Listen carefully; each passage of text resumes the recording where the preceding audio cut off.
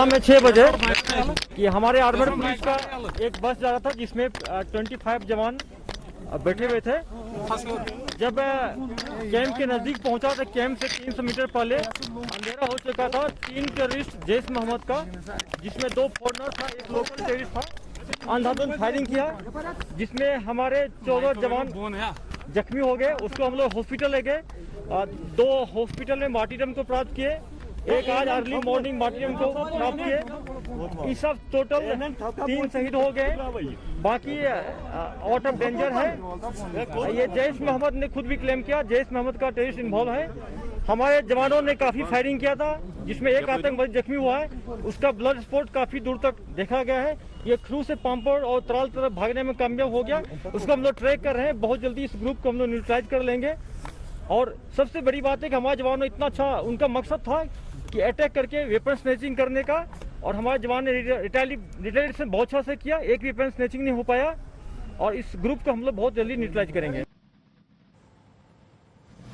तो तस्वीरों में आप देख सकते हैं हमारे वो जाबाज सिपाही, वो जवान जिन्होंने अपने प्राणों की बलि दे दी, लेकिन जिस मकसद से आतंकी आए थे उस मकसद को कामयाब नहीं होने दिया। श्रीनगर के जेवन के पास आतंकियों ने सशस्त्र पुलिस बल के जवानों से भरी इस बस पर हमला कर दिया था। सोमवार को फायरिंग की इस वारदात में जम्मू कश्मीर पुलिस के 3 लोग शहीद हो गए, जबकि 11 घायल। सोमवार देर शाम को जम्मू कश्मीर पुलिस की बस पर हुए आतंकी हमले में अब मरने वाले पुलिस कर्मियों की तादाद 3 तक पहुंच गई है।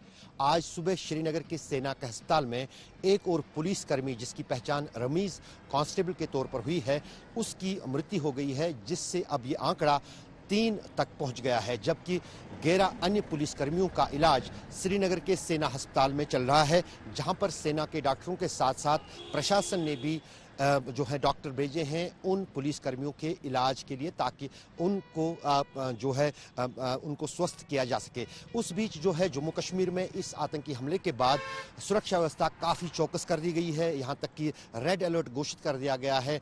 सभी सिक्योरिटी जो काफ़ी हिस्सास और सेंसिटिव इलाके हैं वहाँ पर, और साथ ही साथ तलाशी अभियान में तेज़ी लाई गई है। हमने कल शाम से ही देखा था कि श्रीनगर शहर के साथ साथ अलग अलग इलाकों में वाहनों की तलाशी ली जा रही थी, लोगों की पहचान मांगी जा रही थी, और कहीं ना कहीं सुरक्षा एजेंसियों को ये शक है कि जिस अंदाज से पिछले 4 दिन के दौरान पुलिस बल पर 2 बड़े आतंकी हमले हुए, जिसमें 5 पुलिसकर्मी मारे गए, इस तरह के और आतंकी वारदात खासतौर से कश्मीर में हो सकते हैं। यही कारण है कि सुरक्षा व्यवस्था को काफी चौक चौबंद कर दिया गया है। रूफ अहमद के साथ अशरफ आनी, श्रीनगर, आज तक। तो आपको हम बता दें, दरअसल सीआरपीएफ के जवानों को जम्मू ट्रांजिट कैंप से श्रीनगर ले जाया जाना था। सीआरपीएफ की 180वीं बटालियन के असिस्टेंट कमांडेंट मनोज कुमार की अगुवाई में 78 गाड़ियों का काफिला ट्रांजिट कैंप से तड़के 3:30 बजे रवाना हुआ था। आमतौर पर आपको बता दें कि छुट्टियों से लौटने वाला या फिर ट्रांसफर और पोस्टिंग वाले करीब 500 से 800 जवानों का जम्मू और श्रीनगर के बीच हर दिन आना जाना होता है, मगर पिछले 4 दिनों से भारी बर्फबारी के चलते जम्मू श्रीनगर नेशनल हाईवे बंद था।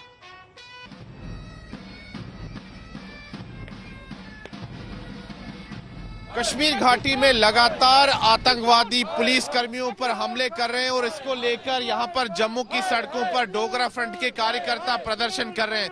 कल शाम को भी आतंकवादियों ने श्रीनगर में जम्मू कश्मीर पुलिस कर्मियों पर हमला किया, जिसमें 3 पुलिसकर्मी शहीद हुए और 11 पुलिसकर्मी जख्मी हुए, जिनका कि अभी इलाज चल रहा है। और यहाँ पर जम्मू की सड़कों पर आप देख सकते हैं कि लोगों में कितना आक्रोश है। डोगरा फ्रंट के कार्यकर्ता पाकिस्तान के खिलाफ नारेबाजी कर रहे हैं, महबूबा मुफ्ती के खिलाफ नारेबाजी कर रहे हैं, और साथ ही में ये कह रहे हैं कि कश्मीरी नेता चुप क्यों है, जब दूसरे मामलों पर वो सड़कों पर उतर आते हैं, आतंकवादियों के खिलाफ वो सड़कों पर क्यों नहीं आते। हम यहाँ पर डोगरा फ्रंट के अध्यक्ष अशोक गुप्ता से बात करते हैं। पाकिस्तान।